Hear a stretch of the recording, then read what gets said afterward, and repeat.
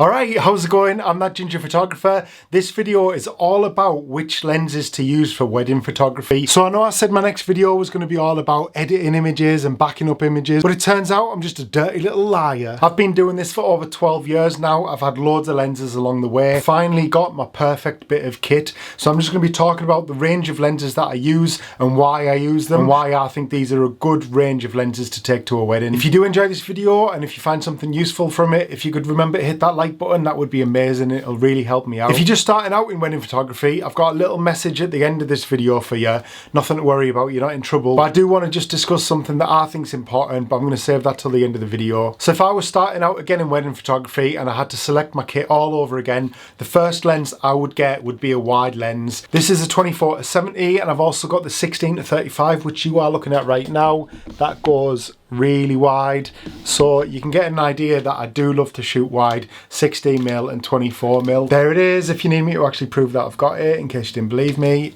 Are you calling a liar? I actually made an entire video about why you should shoot wide and why you should choose a wide lens, so I'll link to that in the description below. But basically you can really tell a story with a wide lens. You can capture a whole scene, telling the whole story without having to stand a mile down the road. It's also great for group shots. If you're stuck in a small room on a wet day or a dark evening and you need to do pictures inside and you need to get a load of people in the frame, a 16mm is going to do that absolutely perfectly. A 24 is also going to do that. And that's the first and best piece of advice I can give, is choose a wide lens if you're all about the storytelling and capturing just details full on. If you want to tell a story and capture a whole scene instead, choose a wide lens. Does anybody else just leave lenses like that, like just separate in the bag? Like they're both in the bag, I just don't put them on. That would have given me nightmares years ago.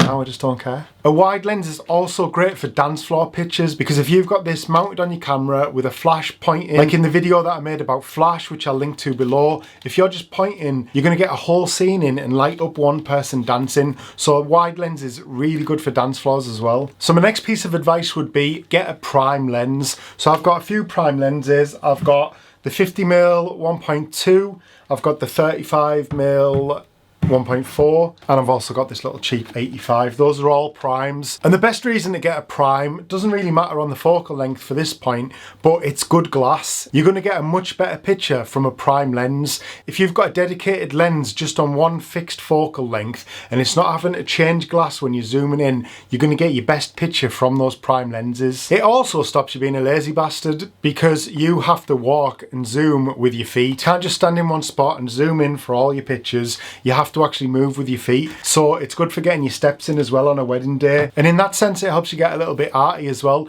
It helps you check out your composition, because you're having to actually move and frame the picture and compose it by moving yourself rather than just zooming in and out and hoping you get it. You've got to actually move in and out and round. So get a good piece of glass, get a prime lens, doesn't have to be an L, and a prime lens will always have a decent aperture as well. Even this cheap 85mm is a 1.8, so you're going to get great aperture with some of these as well, which will be great for darker situations, whether you're shooting at night time or it's a dark venue, or maybe you're doing dance floor pictures. These lenses are going to be absolutely great for that. Quick poll in the comments if anybody actually uses these. Does anybody take the time to take them off and put them on? I don't even know why it was on that lens. Never used. Never used. It's not even a real lens, that, it's just one of them cups. So my next piece of advice would be a good zoom lens, like a good focal length. So I've got the 24-70, obviously 70mm at its top end, and then I will put on this 85mm if I want to get that little bit closer in. If you've got a vicar or a priest who's making you stand at the back of the church, or they're making you stand out the way during the wedding ceremony, a lens that's really zoomed in like this 85mm, 100mm, anything that's a little bit longer. You don't have to spend thousands on a 70-200 if you're barely going to use it. Beautiful for portraits, but I'll be honest, it's my most underused lens, because as I said, I like to tell a story, I like to shoot really wide, so I'm not going to say all that to you and then say this is my 85mm and I use it all the time, because I don't. I use it when I'm stuck at the back of a church. I might pop it on maybe one wedding out of 15 just to get some couples portraits with it. If we've got a lot of space, if we've got a field, use a nice lens like this. It'll really help the couple stand out, and everything else behind them will just fall off. But this is really underused.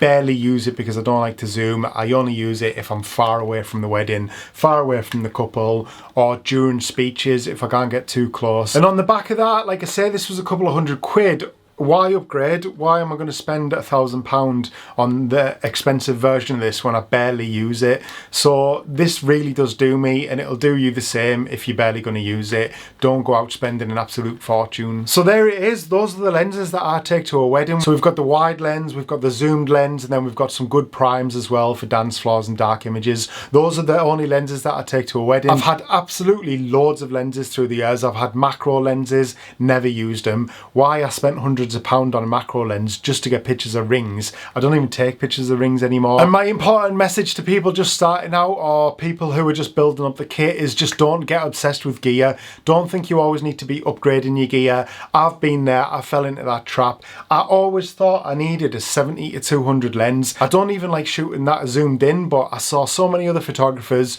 all using the 70 to 200mm Canon. It's great, it's massive, it's so heavy, and they were all using it, and I just had in my head, oh, I obviously need one of them to be professional. I was caught up on it for years and years. I never bought one, thank God, because it had just sat there. It had just been like a ton weight in my backpack. But I was just so obsessed. I thought that's what you must need. That's what you must need to be good, and it's just not the case. So just don't get caught up on gear. I know it's easy for me to say that when I'm sat here with thousands of pounds worth of lenses, but it took me about 4 or 5 years to get my first L lens. That was the 24 to 105. So just don't be obsessed with gear. Just get what you can afford. Your kit lens that comes with a camera is a great way to start. I shot my first few weddings on that kit lens. It was wide and it was zoomed in when I need it, and it done the job. For what I was charging, that camera and that lens reflected the price. So don't be down, don't get caught up, don't think that you have to spend thousands straight away on lenses. Don't get into loads of debt for lenses. Just build them up as you grow, as you start charging more money. If you enjoyed this video, if you'd consider hitting subscribe, that would be amazing. YouTube thinks you really want to watch this video, so thank you for watching this one. I'll see you in the next one. Love you, bye.